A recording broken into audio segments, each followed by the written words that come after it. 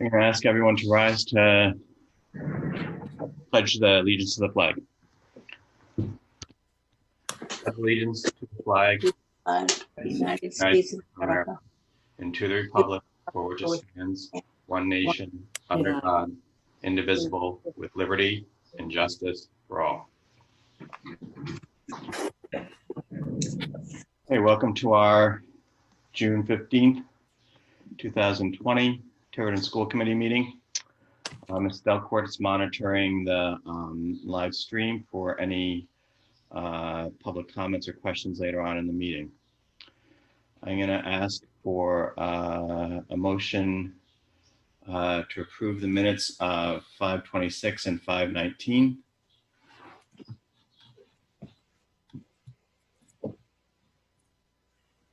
Dr. Larkin, on the minutes of 5/26, I have an issue. Okay, Here, So do we want to approve the minutes of 5/19 first? sure. You'd like to make that motion? Sure, I'll make that motion that we approve the minutes of 5/19. I'll second it, Sally. Okay. I'm going to ask for a roll call vote. Mrs. Black, Yes. Mrs. Pavo, Yes. Ms. Palish, Yes. Ms. Farnworth, Yes. and I vote yes. So that's 5-0. Regarding 5/26, Mrs. Farnworth, any comments or amendments you'd like to offer? I would like us, I don't think we approved we took the vote to seal the minutes on camera. I went back and looked at the video and I wanted to make sure that it was accurately reflected. How do we take care of that? I believe we can retake the vote in public.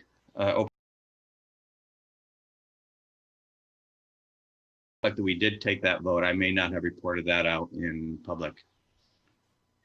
so, Dr. Lockett, if I may. Yep, Dr. Santioni. Those minutes were adjusted, and I know they were emailed to the committee just maybe about a couple hours ago. Okay. So Jerry, can we, just we can make a motion? We can Now? take the vote in open session. So I think all we need is a motion to seal the minutes. These were personnel issues, so I believe we are required to seal them. So I will make the motion, I guess, to reaffirm sealing the minutes of the executive session of May 26th. Okay. Second, Sally Black. Okay. I'll ask for a roll call vote. Mrs. Black, Yes. Mrs. Pavo, Yes. Mrs. Palish, Yes. Mrs. Farnworth, Yes. and I'll vote yes. So the minutes for the executive session of 5/26 are sealed. I'll now ask for a motion to approve the minutes of 5/26/20. So moved. Second, Sally. Okay. I'll ask for a roll call vote. Mrs. Black, Yes. Mrs. Palish, Yes. Mrs. Pavo, Yes. Mrs. Farnworth, Yes. and I'll vote yes. I'll try and mix up the roll call so I keep you on your toes. Thank you. All right. So next item is number 5, policy development revision review. Review policy number 1185, responsible use of technology by students. This is the second reading. So I'm going to ask for a motion to approve the policy. So moved. Is there a second? Second, Sally. Any discussion?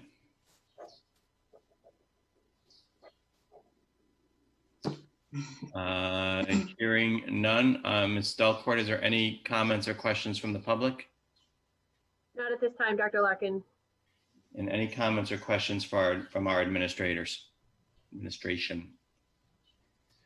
No, just Dr. Lockett, if I may, I just want to publicly commend our technology director, David Carnevale. He did a lot of research, worked with a lot of communities to really bring the best possible policy for the Tiverton Public Schools. Thank you. Thank you, Mr. Carnevale, and thank you to the policy subcommittee. I'm going to ask for a roll call vote. Mrs. Palish?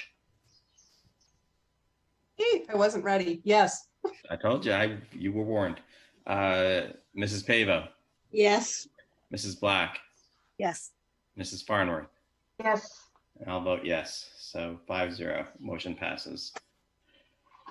Go up to number 6, old business transportation bid. Dr. Sanquioni or Ms. Roderick, I don't know. who Yep, wants I'm to- going to ask Ms. Roderick to give the final verdict on the transportation bid. So, you ready, Amy? Verdict is the right word.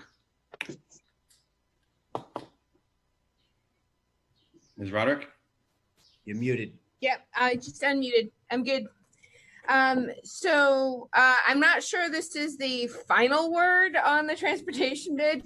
I spoke with First Student today in regards to sort of, we don't exactly know what the upcoming school year is going to look like in terms of how are we going to transport kids, what are, how many kids per bus, how many children in each classroom, that sort of thing. So they are going to be sending over some proposed language regarding sort of some flexibilities in the contract should we end up having either distance learning or a blend of distance learning and on-site learning.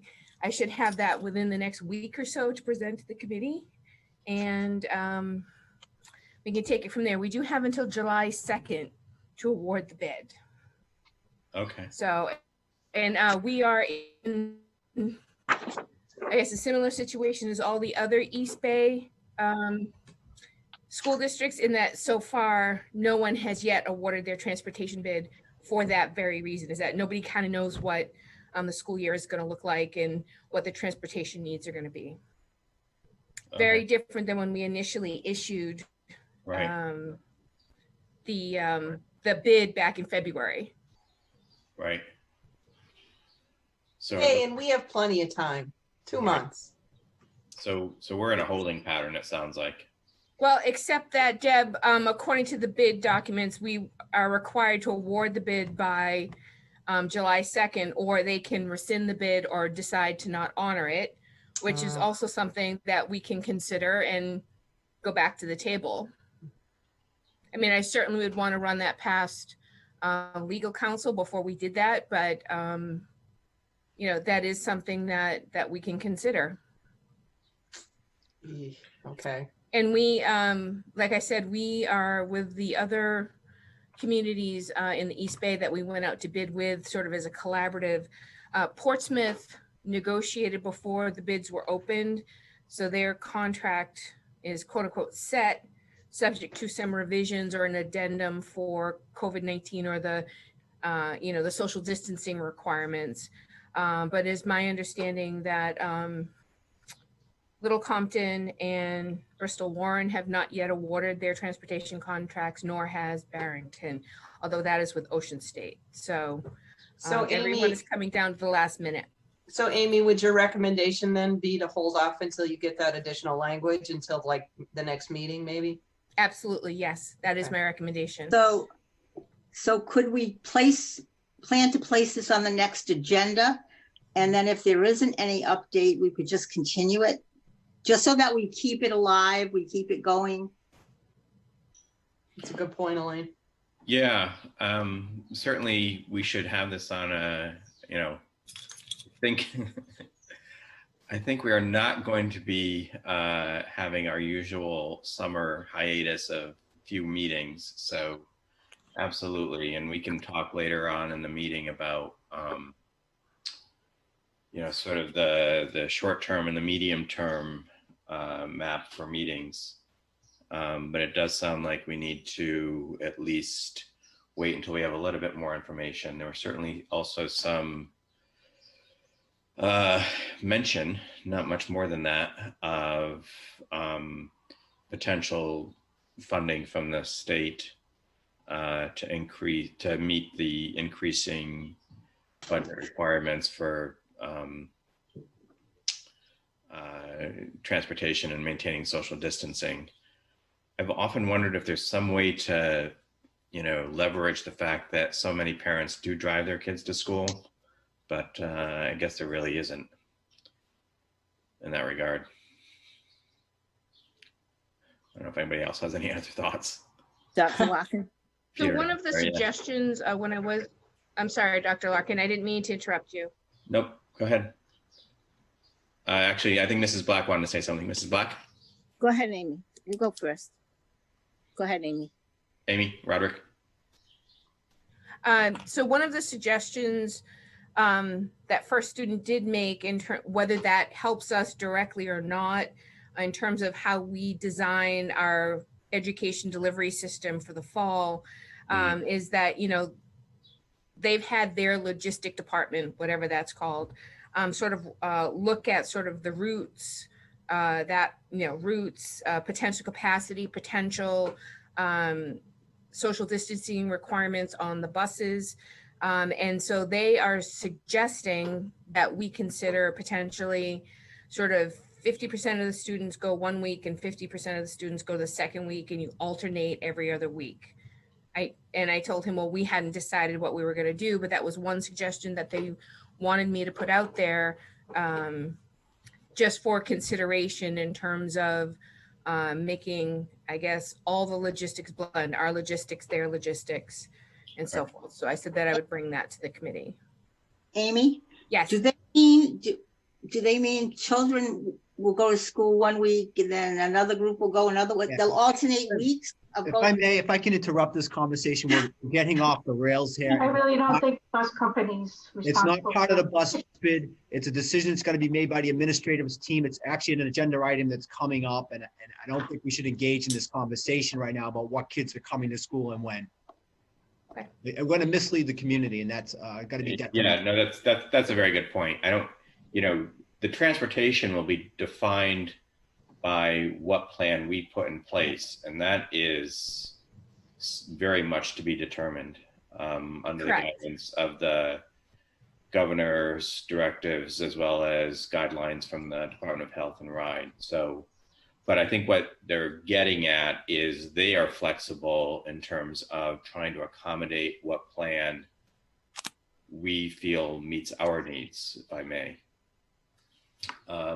Dr. Larkin, if I may, I know we're going to continue this discussion, but whereas we're possibly under a tight deadline to get this done, I'm going to ask that we do have legal review of this contract before it comes back to us. And actually, I would like to see the entire contract.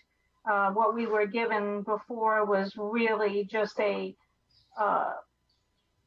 sheet that gave modifications and suggestions on behalf of First Student that were all pretty much for their benefit. And I would like to think that there's been some negotiation there, and that I'd like to see what the outcome is and make sure that legal has reviewed it before we even consider approving. Okay, Mrs. Black, you had wanted to say something earlier. Yes, I was just addressing the bus issue. Many people have asked because they know how many parents drop kids off and see the empty buses. So that's always a question. And then we point out to them, it's like a cruise ship with a lifeboat. We have to have enough seats for every child if we have to evacuate, because you can't say you brought little Johnny in, so we're not giving him a ride home now, even though we're evacuating all the schools. That has happened in the past. Right. So that's the piece of that, because everyone always says, well, the parents drop off, have them sign a contract, I'll give them a ride. And that all sounds really good, but then it doesn't work out in the end. Okay, thank you. Okay. And I think, Mrs. Black, to add on to it, it's also part of Rhode Island general law that we provide transportation. So Right, exactly. kind of over a barrel on that. That little piece, yeah. Yeah, no, I know. We have certainly run up against that before. So my expectation is we will be meeting again this month, at least once, if not more frequently. So we will certainly bring that back. Amy, you said they were going to have language back to us about, about things next week or within the week. They said 7 to 10 days, but I emphasized the 7 days because we are under a tight deadline. Yep. Should we ask them about extending the bid given the extraordinary circumstances or not? That July I did 2nd ask. deadline. I did ask them to extend the contract for, or extend the bid award for 30 days. They agreed to 10 days. So that brings us to July 12th, or that brought us to July 2nd? I'm sorry, no, July 2nd is the original. It would bring us, if we wanted to do that, it would bring us to July 12th. Got it. Okay. I did not agree one way or the other. Got it. All right. Should the committee take a vote to accept that extension?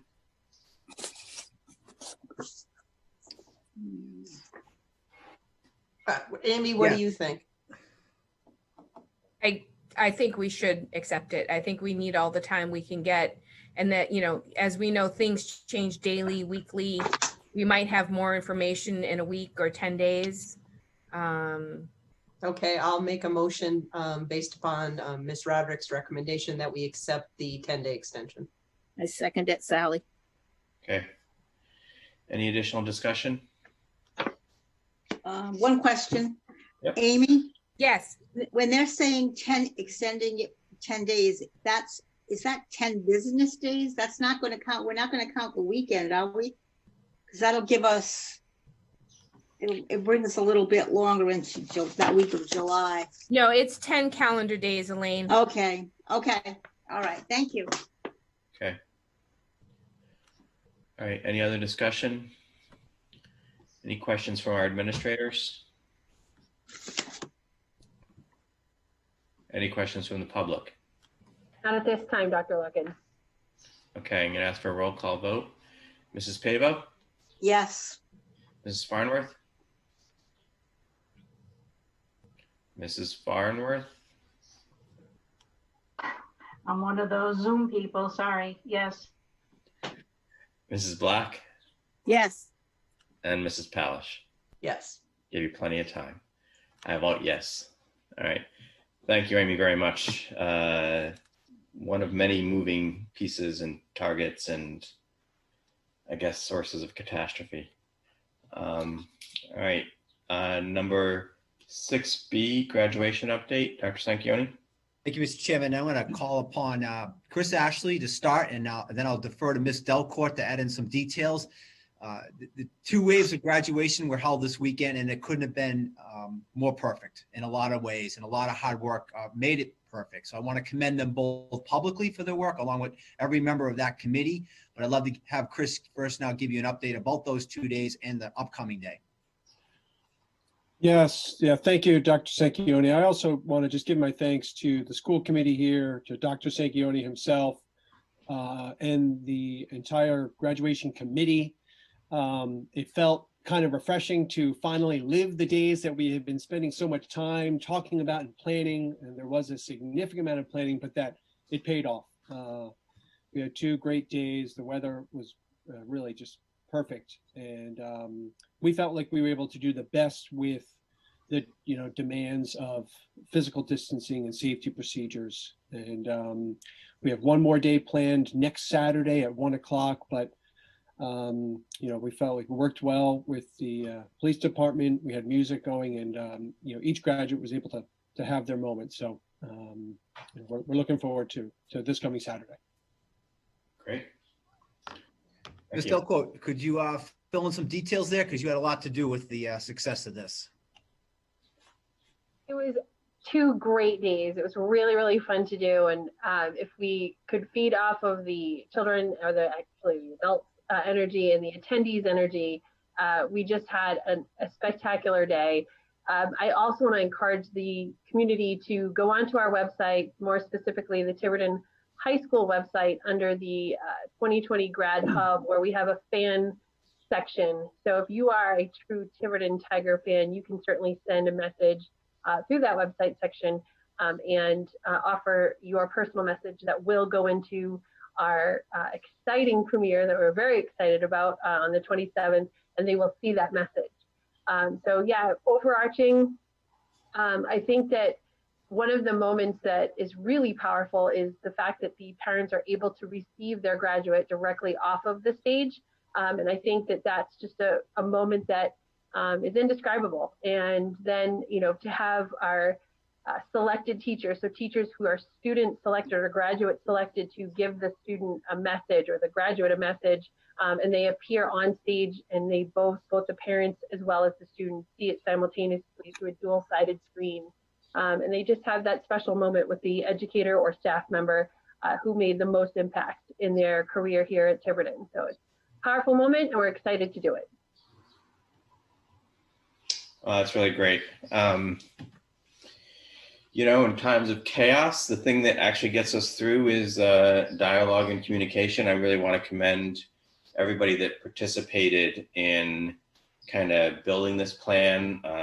Certainly our students, our parents, class advisors, teachers, principals, administrators, Ms. Delcourt, Ms. Palish, Dr. Sanchioni, you guys all did a really great job, and it looks like you're going to have really fabulous weather for this week too. So well done.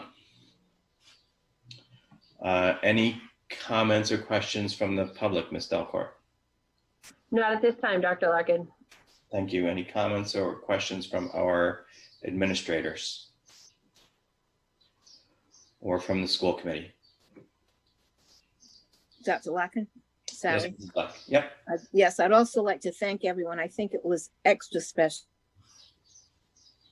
Yeah, agreed. to the houses and having the video sign and all the signs around town. It was so beautiful. And the whole community was involved in it. All talking about how much we cared for the kids and all of you for planning all that. Thank you so much. Yeah. We'll have to see if the next year's class wants to do the same thing. Guess you never know. All right. That Dr. brings us- Larkin, Yes, Mrs. Farner. because we still have one more group, I almost hesitated to say this, but I do want to congratulate the entire class of 2020. They've been through quite a bit this spring, and getting them to this point, I'm sure, was a long time coming for each and every one of them. And for those who are yet to come, it's still a long time coming, but you'll get there, I promise. And I just want to wish every one of them absolutely the best with their future endeavors. Yep. Great. Thank you. I just have a quick question, Dr. Larkin. Yes, Ms. Palish. So, Chris, when I'm assuming information is going to come out shortly about the premiere time, and okay, good. I might try to sneak in. Yeah, no, we've been In a car with a mask. We've been telling the graduates that it's the evening of the 27th, and we're finalizing the details. Perfect. We're talking about it today. Yes. Yeah. Thank you. Yes. Okay. Thanks again. So we're up to new business, item 7A, 2020-2021 Elementary Schools Student Handbook. Dr. Sanchioni. Thank you, Mr. Chair. And I want to first commend Principal Wardell and Cabral, who were on the call with us to work extremely hard to revise the elementary school handbook. They looked at legal issues and making sure the handbook worked for their staff and their students. I believe Ms. Wardell is going to present the changes, so I'm going to turn it to her. Hey, Suzette. Hi. So after the elementary principals went through the handbook, we made sure that the 3 elementary teams had an opportunity to go through the handbook and to give us any suggestions. And we incorporated all of their suggestions into the handbook final, which is what you have. If you could just look at, I attached also a summary of changes. There's a lot of small wording changes that we had to fix and update. I think the most significant portion that we changed was the discipline policy. The discipline policy we had for the elementary schools was punitive based. And instead we switched it to a restorative code of conduct. Restorative justice and restorative code of conduct basically teaches children what is expected and unexpected as far as behaviors, how to resolve conflicts, and how to take accountability for their actions. And so we'll be working very closely with our teachers, also with our social emotional staff, All of our social emotional staff has been trained in restorative justice and restorative practices throughout the school year. Thank you to Assistant Superintendent Donnelly Roach. And we'll be able to incorporate this and teach kids throughout the school year. So we're very excited about it. It's a different way of learning, and it's a different way of really taking accountability for your actions. And other than that, do you have any specific questions about the handbook revisions? I'm gonna go allow the school committee to ask any questions first. Mrs. Pavo, any questions? Not at this time, no. Mrs. Barnworth? No questions, but I do thank you for the little bit of the introduction to the restorative practices. Obviously it's hard to miss in this draft, and I welcome it, and I know it seems to be the way of modern learning, and I'm glad we're incorporating it into our guides. Thank you. Mrs. Palish? No questions, but I do thank you for the color-coded cross out. It was extremely easy to follow. Very much appreciated, because I know these are large documents, and there was a lot going on. And thank you, Suzette and Manny, for making it so easy to see what you updated. Thank you. Mrs. Black? Yes, same. Thank you for making it easy, and also for the restorative justice practice. That's really good that we're doing that now at that level. I know we've been working on it in the high school. That's wonderful for all the staff. Thank you. And yes, thank you, Suzette and Manny. Really great work. And I really do appreciate the restorative justice stuff as well. Some of us are trying to apply that at home with somewhat mixed results, but we keep on trying. So any other questions from the administration? Do we need a motion to approve? I was going to let discussion happen first. So Okay. any questions from the, okay, yeah, you're right. Motion I'll for, make a motion to approve. Second, Sally. okay. Any other questions or from the administration? Any questions from the public? Not at this time, Dr. Larkin. Okay, so I'm going to call for a vote if there are no other questions or concerns. Mrs. Black, Yes. Mrs. Pavo, Yes, Mrs. Palish, Yes. Mrs. Farnworth, Yes. and I'll vote yes. Again, thank you very much, guys. Thank you for your support. Okay, we're up to item 7B, FY21 budget staffing update. Dr. Sanquioni. Great, thank you, Mr. Chairman. I'm going to turn the budget update to Amy Roderick to take us there. Then I'll come back and give you a staffing update. Amy, you get all the good stuff, right? I do. It's my job. So I'm going to bring up here a document that you've seen already, just to sort of refresh at our starting point. Can everyone see that? no, You may I don't need think to you're sharing minimize your, anything. I can't see anything. I see your face, Amy. You see my face. All right, I shared Yeah. the screen. Okay, hold on maybe one second. you may need to minimize or, Yep, bear with me 1 second, please.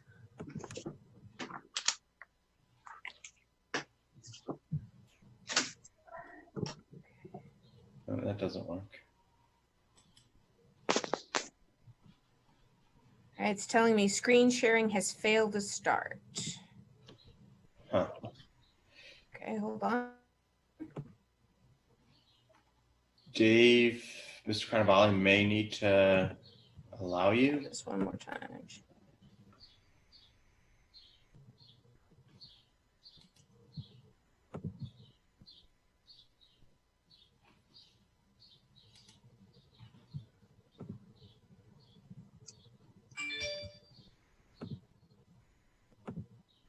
All right, so I'm sharing, but it's not allowing me.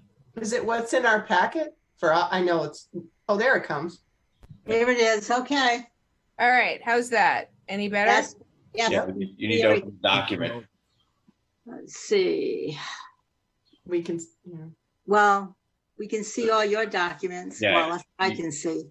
But if we do that. You need to open up, I think that you were there. I was there, yes. And then you needed to open up the document. There's a PDF that looked like it was what you needed to get to. Yes. Okay, let's try this one more time.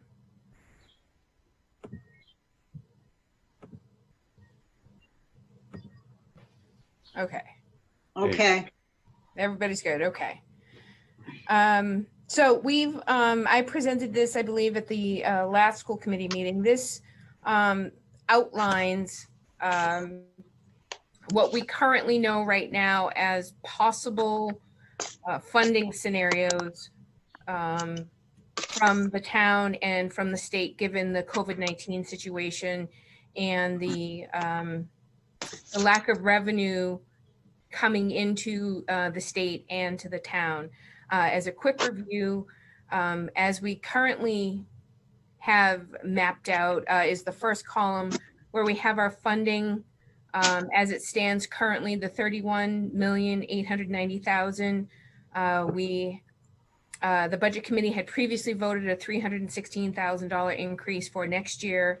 The state aid increase was $321,000, and then we were expecting some CARES money for in addition to all of that, leaving us with a loss of $822,000. But given the resources that we have on hand, fund balance, Medicaid, and potential savings from FY20, we were able to cover that.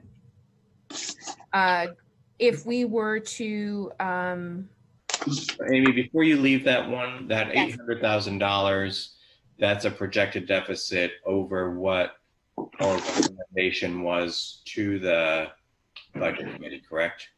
I'm sorry, Dr. Larkin, could I ask you to repeat that? You broke up a little bit. So the 800,000 projected deficit, that is $800,000 less than what, or not $800,000 less than what, but that quantity is a result of what the budget committee recommended versus what we had asked for. Is that correct? Correct. In part, our original, yes, the short answer is yes. Yeah, I mean, the CARES funding and the, savings, well, the savings from FY20 come down below. Yep, But the CARES funding sort of mitigates some of that. correct. Got it. Okay. And Amy, Yes, I think it's important to recognize that that's on top of the deficit we were already facing, right? that's correct. So that was the next point that I was going to make, that the $33,545,000 is already $1.9 million less than we had originally wanted for a level funded budget. So that was after the original reductions and some other savings that we found in the budget. This was in addition to that. So we've already made close to $2 million in cuts or reductions so far. Those cuts and reductions were before our proposal to the budget committee. I'm not sure I follow you, sir. So we started out with a level funded budget in January, or what we thought would be a level funded budget. We made a lot of cuts. We came into the budget committee with a number, which is not on this one, but we came into the budget committee with a number. They said 1.3%. We were looking for, I think, in the neighborhood of 4. Correct. And so what I'm getting at is we had already made the cuts to bring it down to 4. 1.3 plus the $194,000 from the CARES Act brings us to an $800,000 deficit. In a roundabout way, yes. Yes. Okay. Yeah. No, it certainly is roundabout, but I just don't want to make sure that we all kind of are looking at what number we're looking at. All right. And just Right. one point of clarification, it wasn't, the initial request is not a level funded budget, but rather a level service budget. Right. Right. That's correct, Diane. But the term that we had used at the time was level funded. Just it's choice of words. It's just an important place because level funded means equal, same amount of funding. But what we were talking about when we put in our request of the budget committee, it was a level service budget and it was looking for an increase. Correct. Okay. And so the second column is almost identical, but for that, if we were to not receive any increase in state aid, right now we don't know if the state aid that they had put out in January is going to come to pass. We hope it is. But if they maintained level funding to fiscal 2020, that's what it would look like, and we would, again, be able to cover that given the same scenario. In the worst case scenario, which I think I mentioned in the last meeting, is there was some discussion about, in order for the state to be eligible for the CARES funding, we had to maintain, or we had to have maintenance of effort equal to the average of FY 17, 18, and 19, which basically equates to the FY 18 state funding as a worst case scenario, meaning if the legislature decides to go back and the governor decides to cut our budget, they could go as far back as our FY 18 figure, which would be roughly $1 million less than what they were supposed to give us for 2021. So they were supposed to give us $7.5 million. If they went back to the FY 18 levels, it would be $6.5 million. So the 700,000 is the swing between the 321 and that $1 million swing. And so then that would bring us further into the hole, and we would be able to absorb roughly half of it. And we would still have $1 million deficit after. Can I just make a point of clarification on this one, because I know this question has come up. Maintenance of effort, as it relates to the town's appropriation, would be the $31,890 plus $1.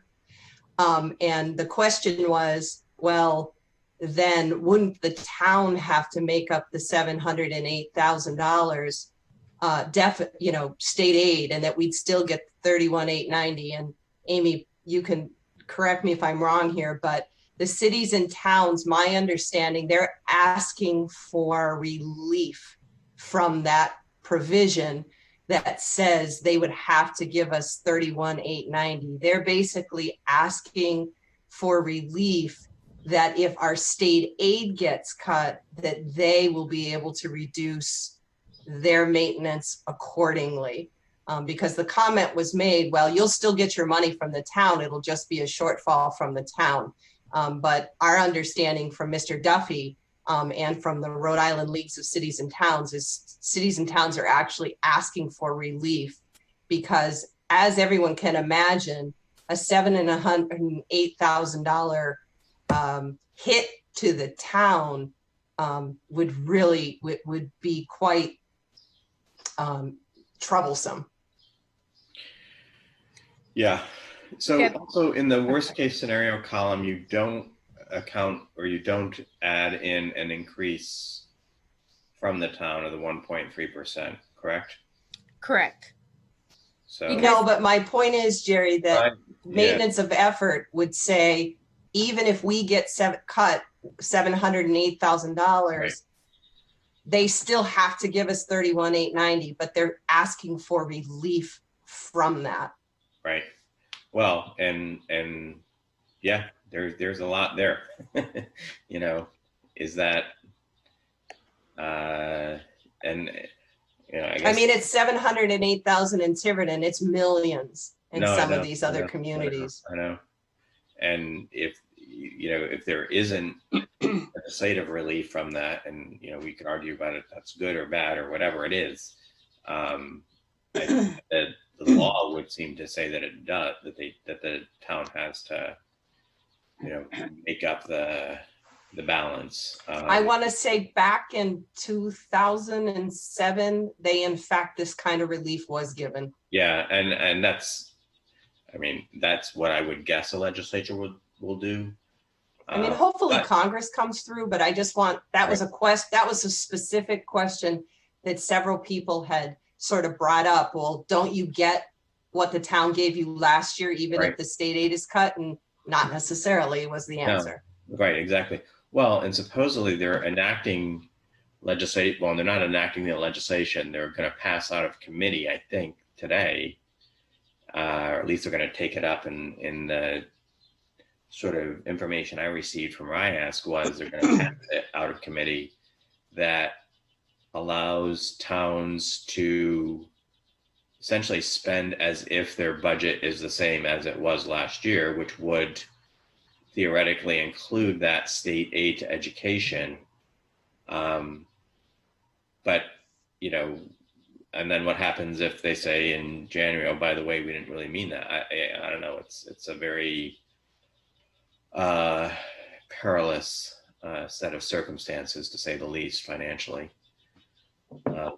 So anyway, Amy, we sort of interrupted you. I don't know if you had more to say.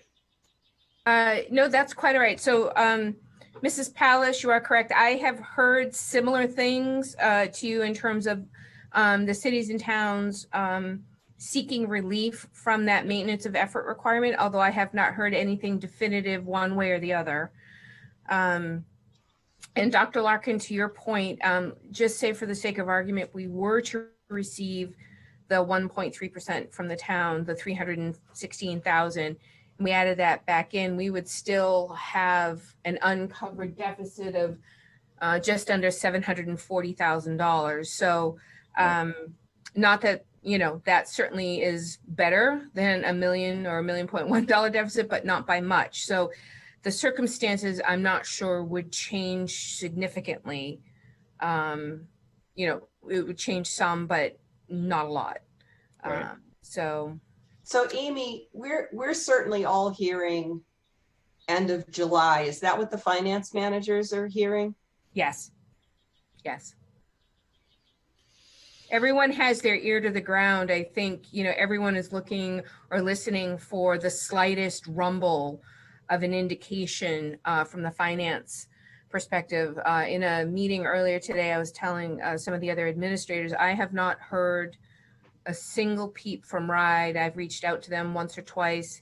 And again, to reiterate, everything that they used to have as financial resources on their website has been replaced with more programmatic and Department of Health type of information.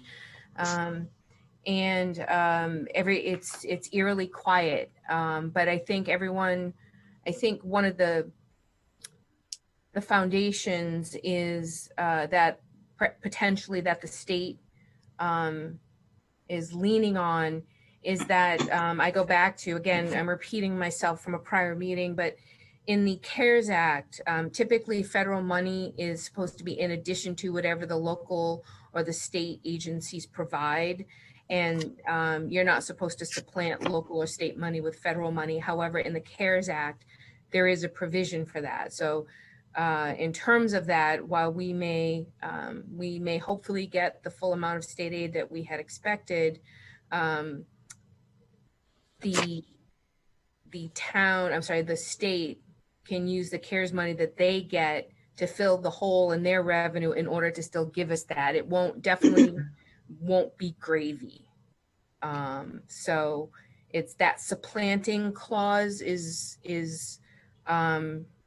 it doesn't seem like much, but it definitely gives the state a whole lot more flexibility in how they use that money, even if it ultimately all just goes to education. Well, and I think given everything that's going on, just plugging that state aid hole would be welcome. Correct. Yeah. Correct. Yeah. Absolutely. Not just to the schools, but I think to the town and municipal budgets as well.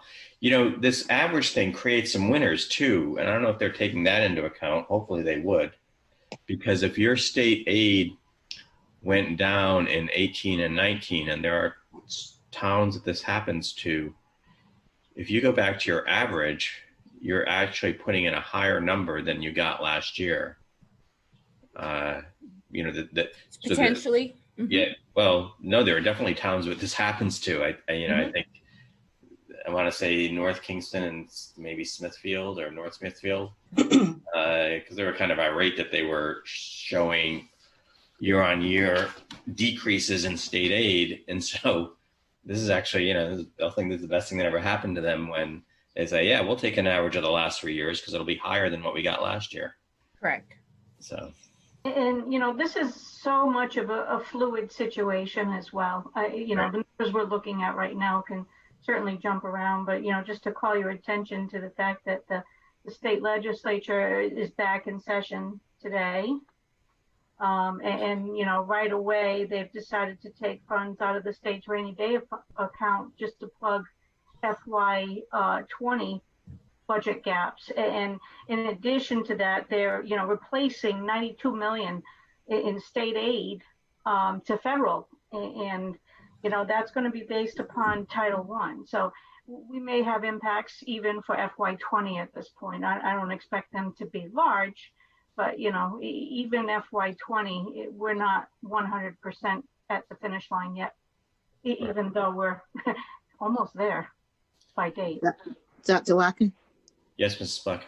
Yes, that's right, Diane. I was watching that today and listening, and the House and the Senate Finance Committees did meet, and they said they're supposed to vote on Tuesday, and then the whole bodies by Thursday, like Diane said, for 20, with this 92 million and moving things around.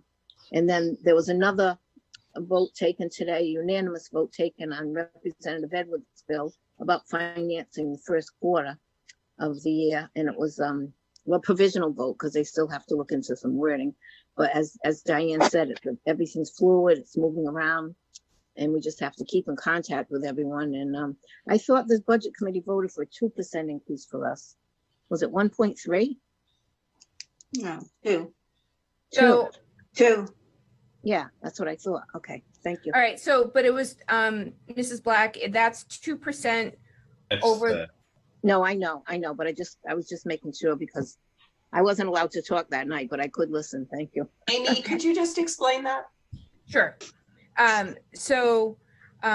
The budget committee voted for a 2% increase over and above the 31,890,000 in total. right. And then, but that 31,890 is comprised of both local aid and state aid. So that's approximately, if I remember correctly, 600, I can do the math for you. So that's 670. Right. So it's about 670, about 670,000 over and above the 31,890. But then you have to take out the proportion of that was awarded as state aid, which is the 321. And so what remains is the 315, which is 1.3% over just the town portion that was allotted last year. Okay, thank you.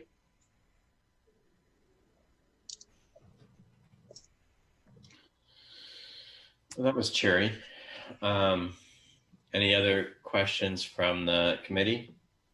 Well, it's not, I mean, we are hearing some peeps of hope from Congress. Yes, you're I right. haven't given up on them yet. No, I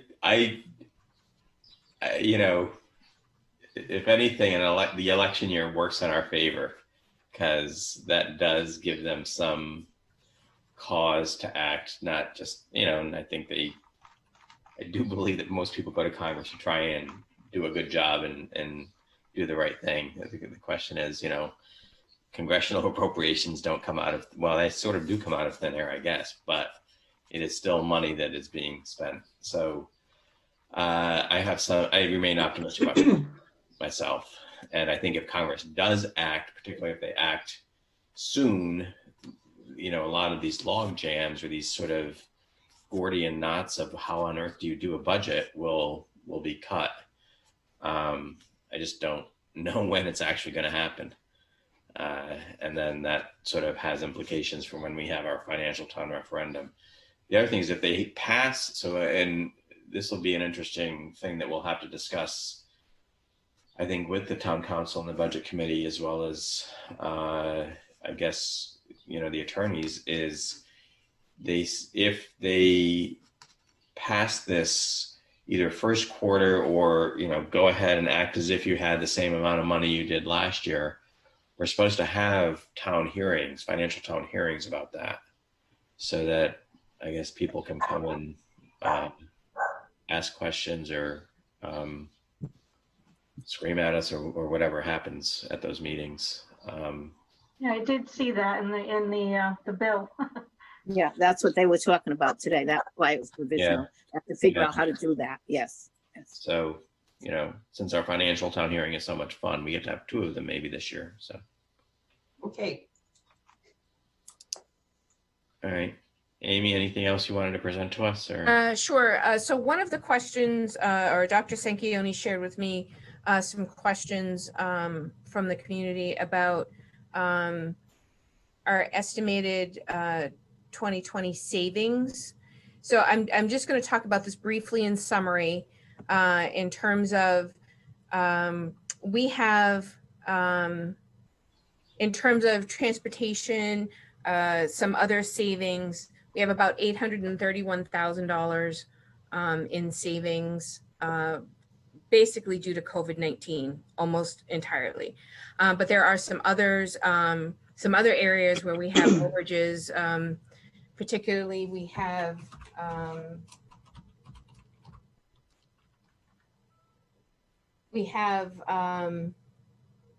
overages in unemployment. I guess we laid off some teachers in the 2019, and so we were over significantly in that, over in our legal fees. So certain special education classifications were over budget, and again, that's just based strictly on the services needed for special education students. And there were some slight overages in some health and dental. Again, that's based on utilization, not big dollars, but it kind of all adds up. We did have some in maintenance. We did quite a bit of field maintenance that apparently, I'm not sure how the budget was developed for that. So in the end, the overages came to about $463,000. So we're expecting a savings of $368, $369. Initially on the slide that I showed you previously, it says 340. That's what I had calculated back at the end of May. So we're close. Every day that a bill comes in, I keep updating my my projection for our savings. But if you know, if folks want to know, we are not saving 100% of all the transportation savings, and you know, fuel oil, we're saving some there. But then there are some other things that we just had to offset. So, Amy, I would like a more detailed look at exactly where those savings and overages are. I do. You did provide us the year-to-date and the projected budget, and I'm seeing some of it. But you know, I think as a board, we need to have a good handle on if there are line items that are significantly off. We need to ask the question why. And I don't want to put you on the spot today, but I think, you know, let's put it out there to have that discussion. And I'm looking, I don't know how you came up with the 800,000. I realize some of it's transportation, but that's only 464. right, in some of the line items you have, Diane, there are things in that analysis that I gave you that are covered by fund balance that actually need to be deducted out. Without going into the mechanics of it all. Once you take out what's being covered, like, for example, like the wit and wisdom and so forth and some other things, some of those line items go from red to black. So I can definitely show you those calculations. But I can tell you, like, in terms of the overages, unemployment is over by about $94,000. Yeah, I see that. Legal, certainly. So like I said, the various special education lines that I know they're scattered all over the place. We did have, for virtual high school and dual curriculum, we had students attend those, and I believe those were not budgeted for about 14,000. Let's see what else. So you know, things like that. I can certainly provide you with the detail. I do have it. So maybe we could get at our next meeting. I agree, not necessarily to try and get into that. Yeah, I don't want to put you on the spot right now, but but maybe just a budget to actual of the line items. It's usually about 3 or 4 pages long. Yes. Maybe at the next meeting we could sort of take a look at that to see if there's. I agree. It'd be nice to know if there's something that's really very much out of whack. Will you be pretty much wrapped up by the next meeting, Amy, do you think? Or is things still dribbling in? There are some things dribbling in, but as they come across my desk, I enter them into the projection. So this is about as tight as it can get. Okay. And unless someone has something that they've not yet presented, Okay. The only things rolling in right now, I believe, are utilities and, some year of end of year things. I have not allowed any new purchases of almost anything. So, Okay, particularly. yeah, so that's a good idea. So next meeting, we'll just get a line by line item. I'm sorry, you want of the savings and the overages? Is that correct? The budget to actual. So. well, I think we actually have that. I was gonna say I provided that. Yeah, we have that. We need Well, to yeah. I don't know how that feeds into this slide that you're showing right now. I can I have a summary that I can provide for you, Diane, of how Yeah. it adds up to that. And all of us. Yes. Right, Yes, so then please. if we have the you. summary, maybe we can spend a little bit more time on the detail at the next meeting for Right. just FY20. Mhm. Right. Okay. That's good. Thank you. Thank you. That's nice Yeah. for the community to know too. Yes, thank you. Thank you, Amy. It's certainly a lot of work for you in this crazy world right now too. So. Happy to do Yeah. it. I Happy do to want do to it. thank you for bringing us to this point. It's good to have relevant, up-to-date information. And I think times like now, we need it more than ever. So thank you very much. You're Job well quite welcome. Happy to do it. Any other questions from the committee? Any questions from the public? Not at this time, Dr. Larkin. Okay, thank you. Any questions from our administrators? Okay, again, thank you very much, Amy. You're quite welcome. So that brings us to item 7C, the 2020-2021 school reopening plan. Actually, Dr. Rocker, we've got the staffing update, Staffing update, please. part of B. Oh, right, yep, sorry, go ahead. Okay, so I too am going to share my screen with you.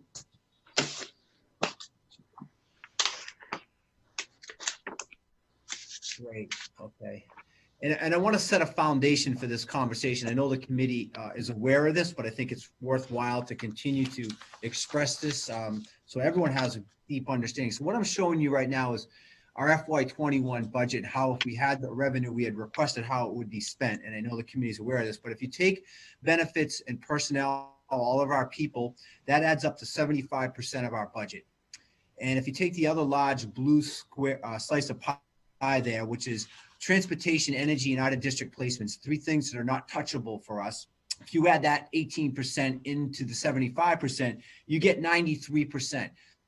So 93% of our budget is either untouchable or it's personnel, which leaves 7% for everything else we do, all our supplies, all our technology, all our professional development, other fees, services that we have, and so forth. So I share that with you to say that the budget already is very tight. There's not a lot of room in our budget to make cuts.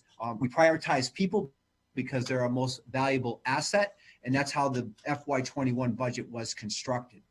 So with that as a foundation and knowing that so much of it is already restricted, I also want to share with you a slide. Again, is foundation information to kind of take us through where we are today. And you're very familiar with this information, but it shows you our budget increases in FY15 and the increase of 0.6 and 0.6 and 0.9 and 1.1. And then, finally last year, there was a little bit of a breakthrough to support the schools. And I want to share this with you because in FY15, 16, 17, 18, and 19, our expenses were exceeding our revenue. And certainly the committee made the wise decision to use one-time revenue to support the budget, whether it was the fund balance or other sources of revenue. It was the wise thing to do. But as that revenue dries up now and it's one-time revenue that we could use, we find ourselves now in a collision course with a deficit. And this was already in place before we even got to the COVID-19 problem. So we have a budget that's constructed mainly around people and mandated expenses. We've had funding of our schools that have been below expenses for a number of years. And now we're faced with, the request that we made. And now I'm taking you into, again, prior to COVID-19, that, we had requested a 4% budget. And these are numbers that Amy spoke to. In the end, it ended up being a 2% increase, which 0.99% from the town, the rest was state aid, which left that $2.2 million deficit before we had any other issues with COVID-19. And the committee had talked about using fund balance and Medicaid money to bring that deficit down to the 1.4 million, which is the number we've been addressing again prior to any of these other issues we're dealing with.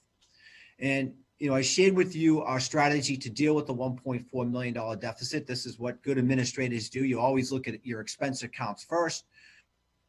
You look at non-instructional personnel, and then as a last resort, you turn to instructional personnel. So I want to refamiliarize the committee with the cuts that were made to realize the $1.4 million deficit the public schools had already had. So again, we started with expenses, as you heard me say, and I won't go through all of these. I know we have vetted this as a committee. So we trimmed expenses by $175,600, which was nowhere near the 1.4 million.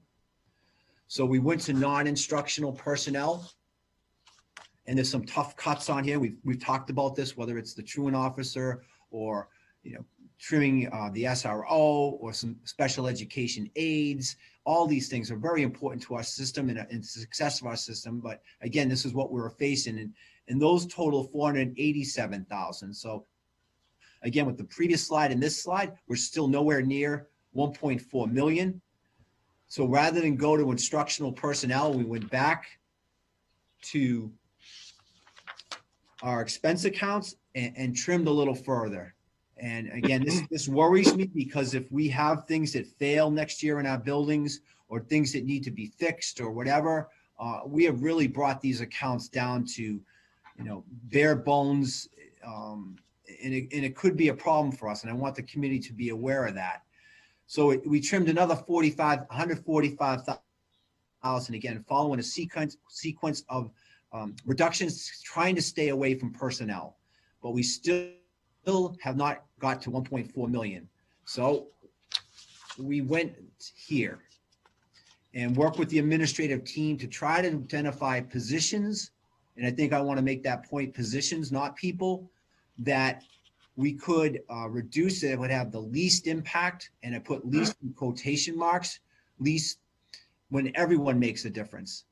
But to balance the budget, these are some of the cuts we made. So Pecasset, Ranger teachers at the middle school. So that's important for everyone to understand this foundation of $1.4 million cut before we got to COVID. And here's why it's important, because you're seeing cuts across the state. And our cuts are so much more drastic because every other superintendent is doing what I just showed you on the previous 4 slides. See, we already took care of four cuts before we got to COVID. And so Tiverton is in the unenviable position of having no place else to go other than directly to personnel. So now faced with this dilemma, we, again, as Amy has shown you, our loss could be anywhere between 800 and 900,000 up to even higher than that. We had this dilemma of having to lay off teachers before June 1st without even knowing what our budget was. We issued 43 layoff non-renewal notices. We made those decisions based upon positions that, again, would have the least impact when knowing that every position has a significant impact. And going through these layoffs, we informed the person who was in the position that was eliminated. We knew that some of these people would have the right to bump into other positions. And so we notified the person who could potentially be bumped. And then we created 2 lists. And I think this was a wise decision on our part. We created a list to address the deficit if we were in session, and we have another list to address the deficit if we were in distance learning. So we gave ourselves maximum flexibility. But in the end, if we receive no additional revenue, our number of layoffs at maximum really should be about a quarter of the list. About a quarter of the list that I will show you momentarily will address anywhere between an $800,000 and a $900,000 deficit. I also continue to be asked and want to make the point that there are cuts for Council 94 and administration, but with no June 1st deadline. I think the humanistic thing is to first figure out what our budget is and not cause angst and anxiety and feelings with people that may not have to execute. Peter. With that being said, I just want to remind the committee that we made layoffs and non-renewals that would be happen if we were in session, and that's this list here. And these are positions. We didn't look at people. Our administrative team looked at the positions that we felt would again have that least impact. But if you look at the list, it's just like all these positions have an impact. We do not want to lay anyone off. And then we have this list here that this would be distance learning. So it's not it's not both lists. I want to be crystal clear in this. It's one list or the other, depending on the educational situation we're in. If we're in distance learning, we would look at this list here, and if we were in session, we would look at the other list. So I want to make sure that that's crystal clear with the committee and anyone else who's looking at this, that in fact, we tried to give ourselves maximum flexibility based on the educational system we would be in and having the right staff in place to educate our students to the greatest extent possible. That's always our mission. That's always our goal. So I wanted to make sure you're aware of this. Again, at this point, as Amy has already made the point, we're not going to be able to make any callbacks until the end of July, until we know what our budget is. And then the other critical question we have to have answered is, what is our educational system going to be come August 31st when we come back to school? And momentarily, we'll talk about that as part of another agenda item. But until we get those 2 questions answered, we really are in a holding pattern here. So again, I thought it was important to go through this with the community and express, at least give some sort of deadlines and timelines for this, and certainly happy to answer any questions. Thank you, Dr. Sanquioni. I'm going to open up to questions from the committee first. Mrs. Palish? Peter, on the slide that says, in the end, if we receive no additional revenue, layoffs will be a maximum of quarter of the list. I'm not sure I'm following that. So you have lists there, and they're predicated on 2 situations. So one of them would automatically come back, and then we've also built in So if we're in a worst case scenario of 800, 900,000, you're saying even in that worst case scenario, it'll be a max of a quarter of the list? About a quarter. It's about 8 positions, 9 positions. Just because the lists were designed with two different objectives. So Right. And it's Right. not just this list too. I've got, again, I want to reiterate, there's some administrative and council 94 cuts that would be factored into this too. Yep. Yep. Nope, I get you. So that's what I just wanted to just confirm, that even the worst case scenario, because it was such a big list, because of the flexibility, and there weren't the other layoffs because we didn't have the June 1st deadline, you anticipate the maximum will be a quarter of what, of those names. The other thing I just wanted to point out was the appropriation history, FY 15 through 20. One of the questions that's come out in the community is, well, where did your fund balance go? Right here. Right here. So when your revenue's only going up 0.6, 0.6, 0.9, and our expenses are going up, 3% in a good year, that eventually the rubber was going to hit the road. So yes, we had that, 4 million, and we had that Medicaid money, but we hit a point last year already that we had to start using those one-time revenues because it just wasn't sustainable. So I know that question has been asked. Maybe at the next meeting, Amy can give sort of a, here was the fund balance in FY 16. Here's how much we use for this. Here's my, maybe we can sort of walk through that at the next meeting. But I just want to make that point that, because everyone was hearing about those large fund balances just a few years ago, that it didn't take long when you start using one-time revenue sources to use it all. And I want to thank both Peter and Amy, because it really wasn't until Peter, you started and you got a handle on this, and Amy started and you got a handle on this. I mean, we always, obviously we knew it was going on, but the two of you have really done, I think, an excellent job of trying to explain what happens when you have this situation, and sort of, in Tiverton, we like to talk a lot about history, and I know you two weren't even here when half of this was happening. So I do appreciate you trying to at least visually and show people how we got into this deficit situation. And for sure, we'll fix it somehow and we'll get out of it. But I do appreciate that you have, sort of taken ownership that's a problem that wasn't caused by either one of you. Thanks, Deb. Mrs. Black, any questions or comments? Another attorney. Dr. Larkin? Yes, Ms. Black, yep. Okay. So yeah, just as Deb said, we were actually very careful not to use that kind of money because everyone would say and tell us it would cause a structural deficit. So for all those years, we didn't use it except for capital. And when you invest 1.3 million or 2 million for lights and ceiling tiles and things like that, it goes fast. And let's not forget that money comes back to the town, which we have.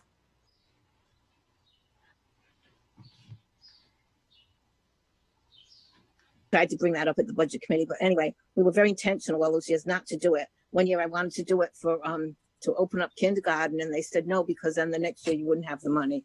So we were aware of it, but then it came to the point of we have that much money, and then you can't be asking people for money when you have all that. So we had to start to bring it down. And I know we do have a list of everything we spent it on, even the stuff that's completed or partially completed. It's a wonderful list. I was looking at it today, and I think the community would love to see that because it's their money and would like them to see what we did with it. Thank you very much. Okay, thank you, Mrs. Black. Diane, Ms. Farnworth? Deb laid it out really well with regard to the accumulated structural deficit, and I won't belabor that, but to speak to the capital improvements that we felt were very important, that we maintain and actually improve these buildings. We have a 50-plus-year-old high school a 40-plus-year-old middle school. If you look, at our neighbors to the north, they're building a brand new high school to replace one that is only 40 years old. We're doing, I think, the right thing about, and we have over the last several years, putting money into improvements in these buildings so that they will last longer and we won't have to go out to bond to build a ginormous high school like a number of communities are doing. So, in addition to having the increased costs, we've also prioritized the capital improvements. And, this year we were only able to do a little bit. I know, we have the improved restrooms at the high school and the middle school, and hopefully we'll be able to continue those. And we'll just have to keep plugging on it. And if we don't have the money this year, we'll do it next year. Dr. Larkin? Yes, Mrs. Black. Yes, to continue what Mrs. Von List said, I was at a meeting on the state level when they were examining all the schools as they did and rated them, and then decided they had to fix them. And they had a PowerPoint and they had pictures of all the different schools and what was wrong with them. And they were going through every page, and I was, oh, good, we're not on here. That's very good. The very last page, there we are, Tiverton High School with our boiler from the Titanic. I said, oh, no. So after the meeting was over, I went up to the people that sponsored it, Lieutenant Governor, and I said, you should use Tiverton as a model for the state, because as Diane said, we have 3 elementary schools built because we needed to. The fire marshal was going to close us down because of the new fire laws. We did those in a beautiful job. And then we did the high school, the science labs, and the new guidance wing and the fields. And we've invested all through these years with the support of the town. And then we did the roofs and boilers. And when we had the study done on the schools, they said the shells are amazing. They're very strong, good schools. You just have to take care of them and maintain them instead of going out and asking for so much more money. And that's what we've done. And I think that's what, as Diane said, we'll continue to do. Thank you. Okay, thank you, Mrs. Black. Mrs. Pavo? No, nothing. Okay. Yeah, and I'll just echo what everyone said. Thank you, Peter and Amy, for sort of continuing to educate all of us about these issues. And yes, a substantial amount of the fund balance went into the renovation, which is really, an asset protection program, because these schools will last a long time if we take care of them. So, any questions from the public, Ms. Delcourt? Not at this time, Dr. Larkin. Okay, thank you. And any other questions from our administrators?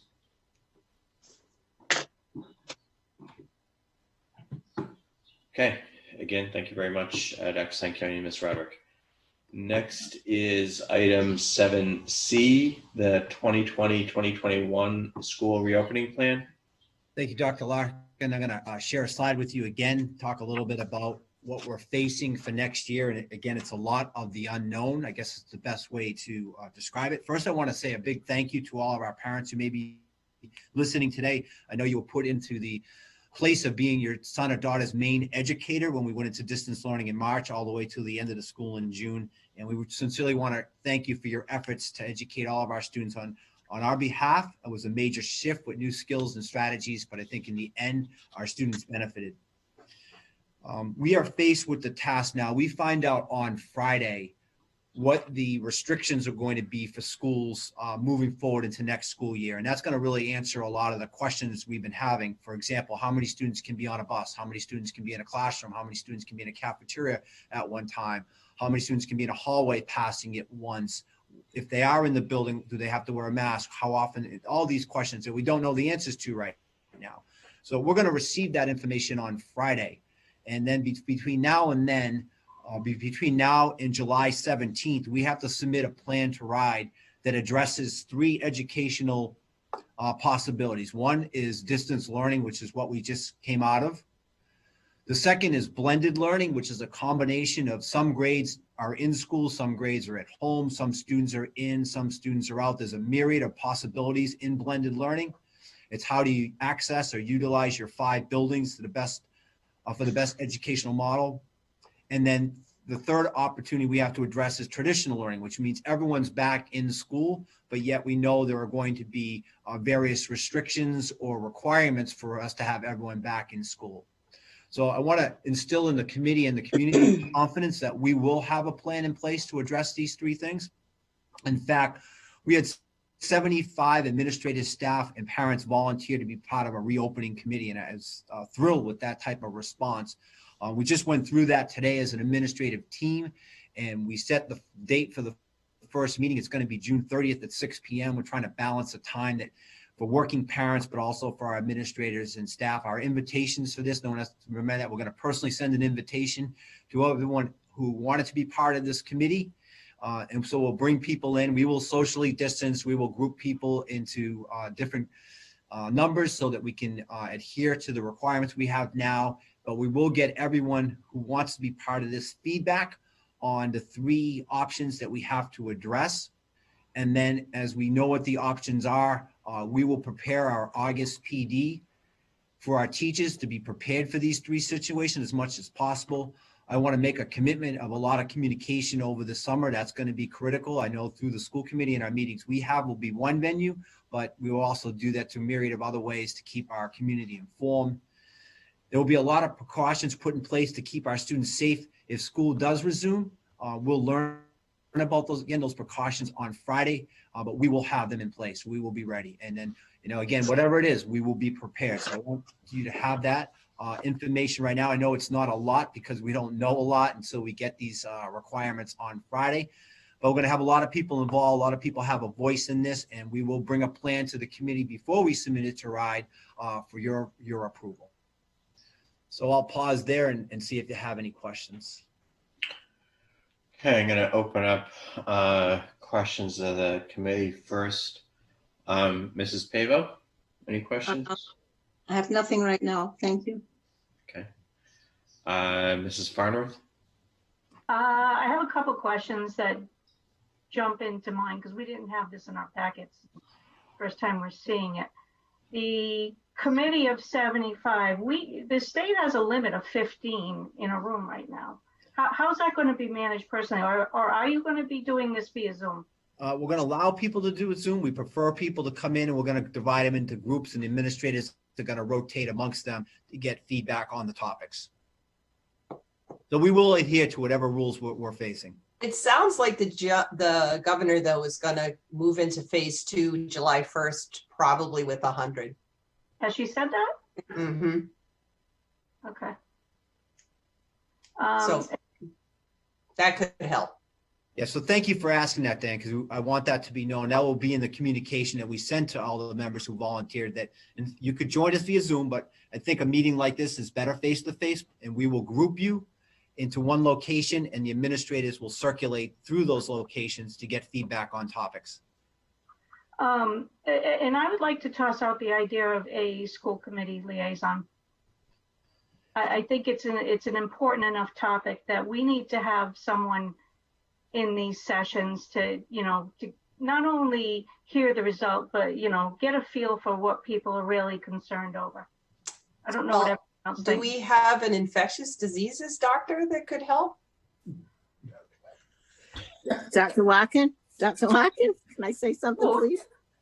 Yes, Mrs. I want to say that you're certainly, Say that you would rather I not do this. No, I have to say that I have the list of all the people that are supposed to be there. You know how it is in the maintenance director and special ed. And it Yeah. says in certified, not certified staff. Well, it's not a list of people that have to be there. It's a No, list yeah, of no. suggested Yeah, people but that. Right, but it says, right. it says school committee chair. That's the only thing I wanted to say, Dr. Larkin. That's what it does? says. Yes. Like, as Deb said, you don't have to, but then it says, and then it says a variety of people. And the most important thing I think it said at the end was that they want to reflect the values of the community, which I think is a great thing you're all doing, bringing all those people in, because obviously that's what they're going to do. But they did have a list of people that should be there.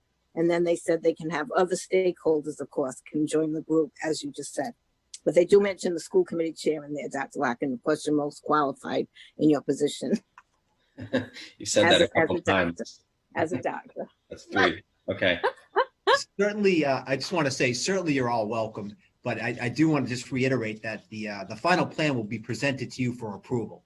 I agree, but I also think it's important that at least one of us be there. There's nothing that you can possibly communicate to us in writing in a plan that someone on this committee can't actually hear, if you will, to hear the folks talking, hear the teachers, hear the parents. I know there's a lot of community angst right now, and I think it's important that at least one of us be there. All right. Yeah.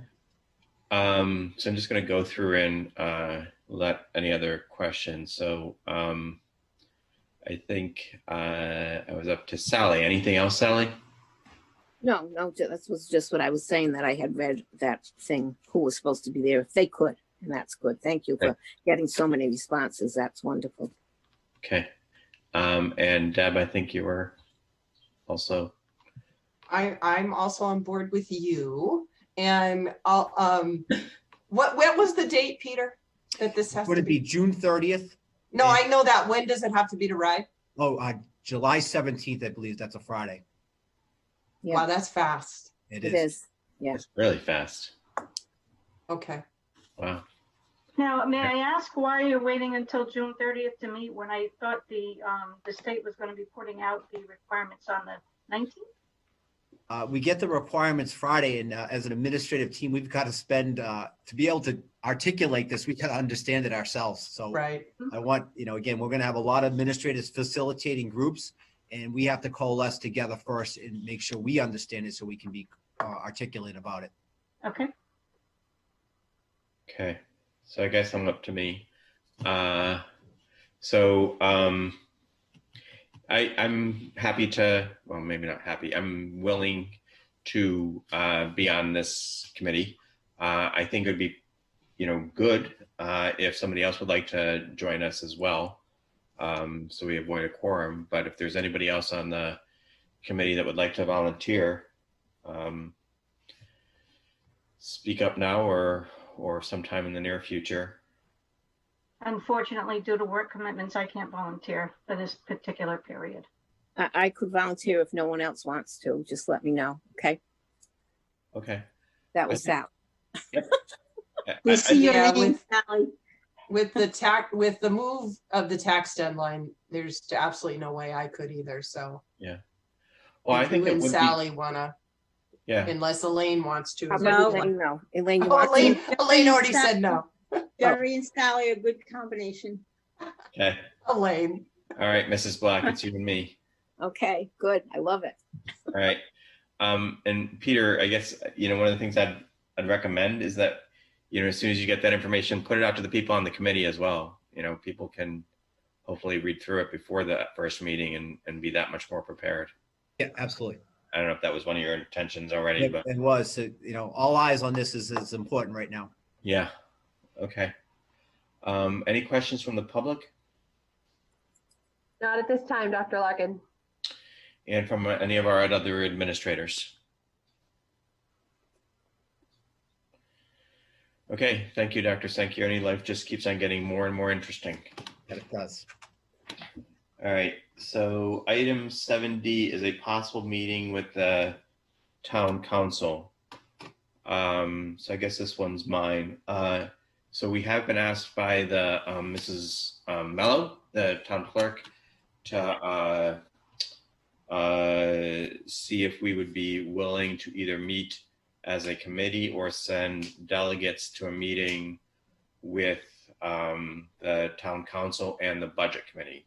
So it would be, all three bodies either in total or, sort of like we do at the beginning of the budget season or as a delegation.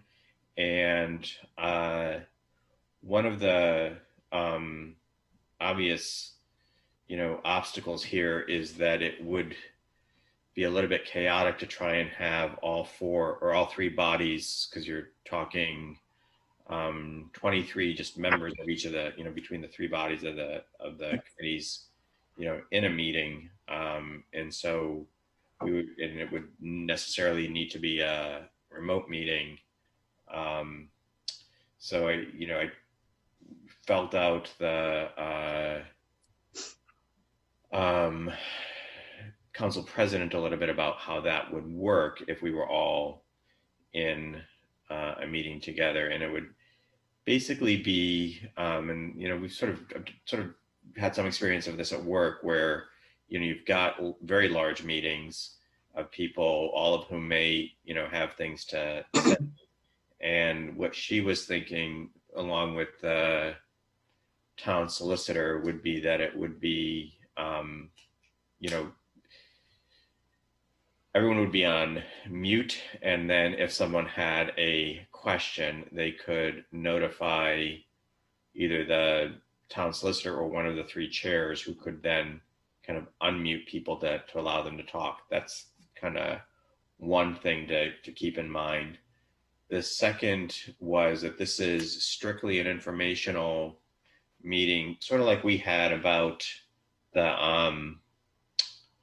FY21 budget, of just sharing, information and how we think our various committees would approach different problems, up to and including, if we now have a requirement for a financial town hearing to proceed through the first quarter, what's happening with the date of the financial town referendum, and then what would, what we know, or what we're, sort of trying to think about with regard to what happens with the state budget and what shortfalls in it, and everyone is facing. It would not be specifically not be a rehashing of history, as we sometimes love to do, or trying to set the priorities of the municipal side or the school side, that being the purview of each of the two committees. So, happy to hear people's thoughts on this. I'll start with Mrs. Farnworth. I think, have you gone first recently? Somehow I knew it was my turn to go first. Okay. And Deb just mentioned this a short while ago, right? The governor very well may allow for larger gatherings sometime beginning in July. Yep. I see no reason why we can't meet in person in the library at some point later in July, especially since the legislature is not even going to begin discussing fiscal 21 budgets. I mean, Ms. Hilton put the FTR at 65 days after the settlement, I guess, or the approval of the state budget. So if they're not even starting to talk about it till, what did I hear, close to the end of July, it really wouldn't be fruitful for any of us to get together until that process has at least come down the road a bit. I think they're talking about getting the budget by the end of July. They're talking about it now. But no, they're talking about fiscal 20 right now. They're not. Yes, but I believe, theoretically they have a deadline, I think, of July 1st, but they recognize they're not going to meet that. Mhm. I think they would like to have the budget done by mid to late July. But I just think that we ought to target something like this in order for it to be meaningful a little further down the road. And if the government is going to be allowing us to meet in person, that's what we should do. Okay. I think Elaine, yep. yeah, I think meeting in person would be more important. And I think it is what we should try to do. If we can push it closer to the end of July, when we will know more about the state's budget. Yep. Okay. Mrs. Black? Yes, that's just what the letter from Tim Duffy said today. They were going to work on this year's budget, this week, and then not next year's budget till mid-July. That's right. So I agree. We should try to meet in person when we have more information. That would be good. Thank you. Okay. Deb? Nothing to add. I agree. I'm not really sure what we necessarily share right now anyway, that we're not already hearing at meetings that, we're having. But. All right. So what I'm going to represent back to her, if I read the consensus of the committee correctly, is that We agree it's important to be sharing this information, and that we feel it would probably work better in person, that there's seems to be some prospect for that to actually occur in July, and that we would like to do it at a time when we actually have a little bit more information other than what is frankly in the press right now. And so, we all have access to that. And, can make some more, it might be a lot more helpful once there's at least some signaling from the legislature, even with regard to, does this thing about going through the first quarter with, essentially the budget from last year and, as our expenditures, is that I'm not going to ask for a vote, but does anybody disagree with that summary of what I will bring back to them? Well, that's good. Okay, and I will let you know what they say back to us. Okay, we are now up to 7E, which is a chairman's update. And, I just thought last day of school, or I guess we could call it last day of home, first day of home, was last week for our non-graduating seniors. Our graduating seniors, their last day was May 29th, and they're now going through their sort of very special graduation process. And I wanted to give everybody, including myself, an opportunity to sort of reflect on that and thank everybody that's worked so hard, not just to make school happen, but to make kids' lives continue to happen. So, first of all, let's thank our students for, sticking with it. Who knew all of this could be done? Our teachers, certainly, for educating their own kids and guiding our kids and showing how much they cared about them all through this. Our administrators, our support staff, and the fellow members of my fellow members of the school committee as well. Sort of, adjusting to a whole new world of electronic meetings and trying to figure out how we get through this. And especially I'd like to thank our superintendent, who really set us up to be successful in this, not just with the, concrete innovation and bringing forward the one-to-one program, but with his prior experience, his dynamic leadership, and his fabulous communication skills.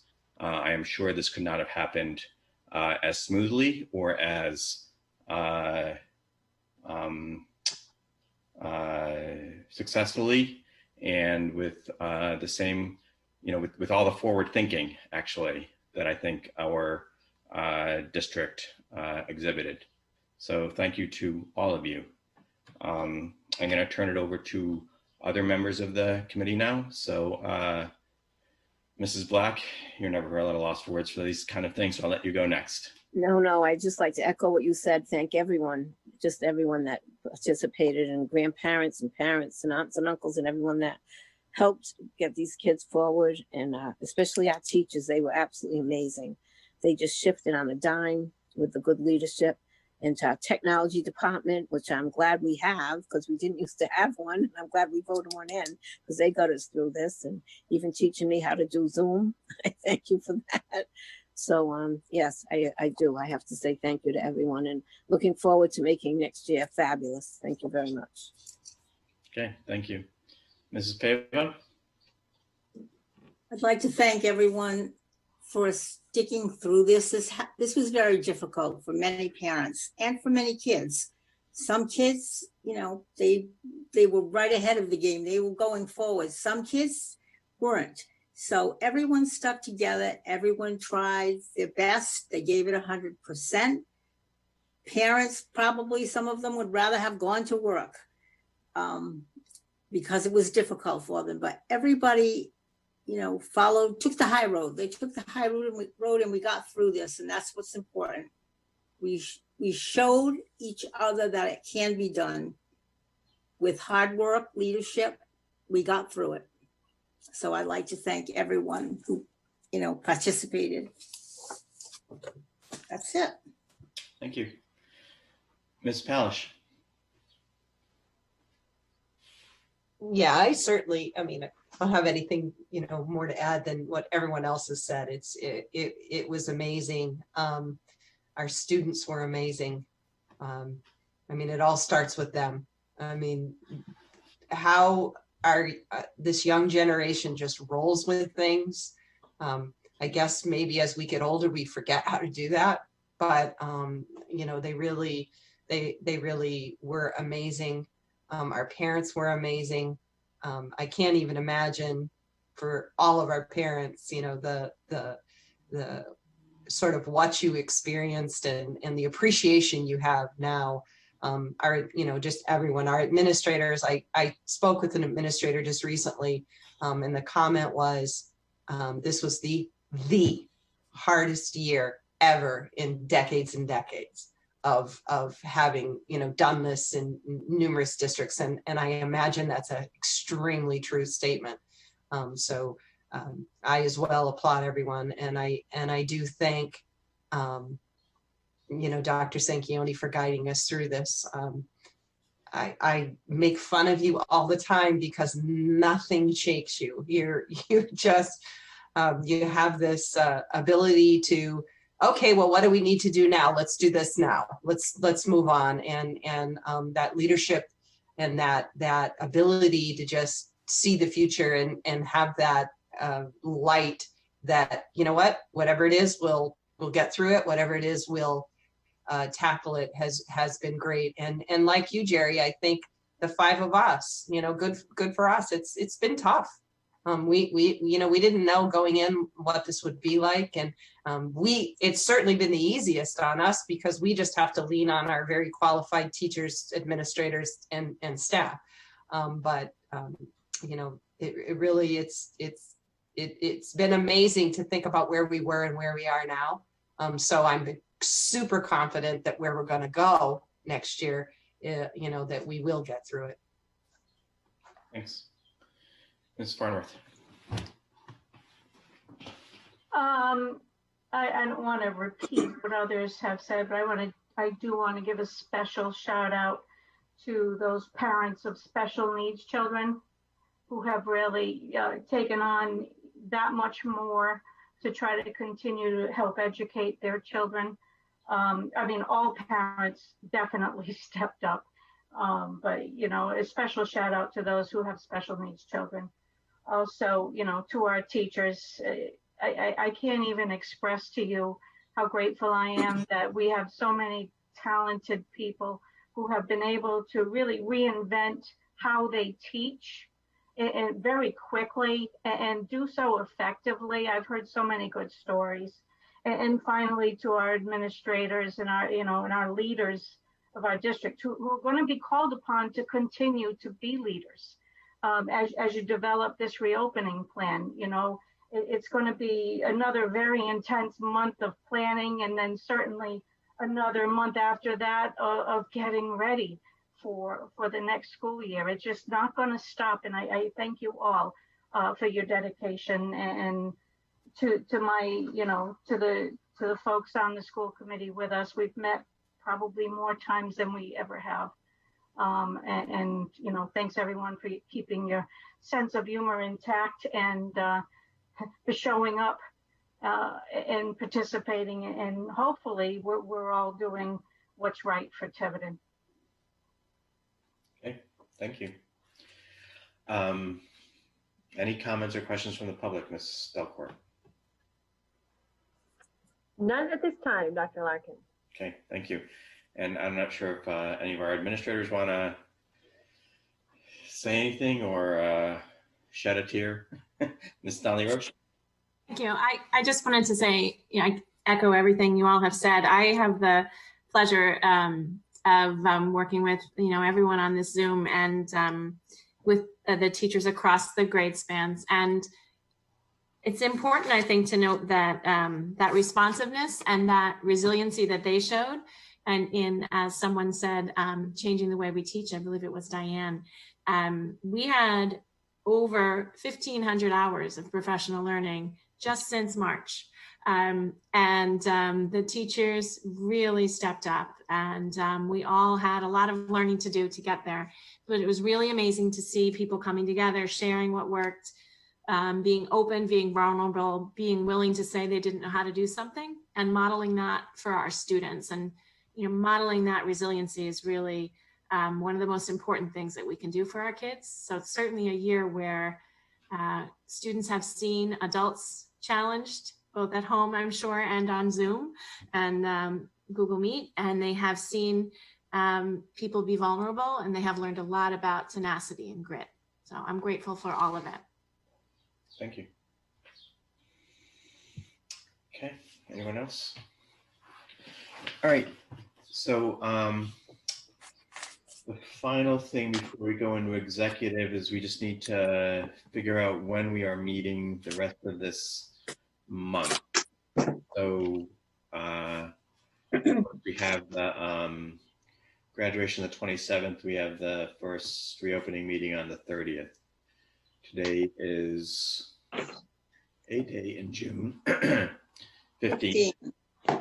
A day in June. I knew the month. So I anticipate that we need to have another discussion of the budget. I'm not sure if there's other urgent. The transportation contract for Yeah, sure. yeah, exactly. So transportation contract, budget, fund balance. Maybe we could kind of keep it sort of a budget meeting, the next Right. one. We'll Right. feature Amy. That's what we keep saying. We'll just Um, focus on certain things. Yep. So I'm thinking maybe the 24th, which is a Thursday. The 24th is a Wednesday, unless I'm on the wrong month. You're right. It The is. 25th is a Thursday. Yeah. So either the 24th or the 25th. I'd rather avoid a Tuesday right now. Peter, are there other things that we feel that you feel like we need to take up between now and? Jerry, I don't think we can make the 24th. Okay. Yeah, the 25th works better for me. If that. Yeah. Yeah, that's fine with me. Peter, is that okay with you? You're on mute. I'm not anymore. That date was fine. Okay. Amy, is that okay for you since we're featuring you? Yes. Sally? Do we know what time? I can be flexible. I think it's better. 5 is probably the earliest. If that's still okay, is that okay with Can you? we at Dave? least- Can we at least go to 6, please? Yeah, it's okay with me. Thank you. Thank you. Elaine, how? That's 20 okay. 6 is okay. Right. I don't like 4. Okay. It's tea time. All right. So the 25th at 6 p.m. Yes. That's fine. So budget, transportation, and fund balance. Fund balance. Okay. And then whatever else might come up between now and then, if anything does. Okay. We're good? Good.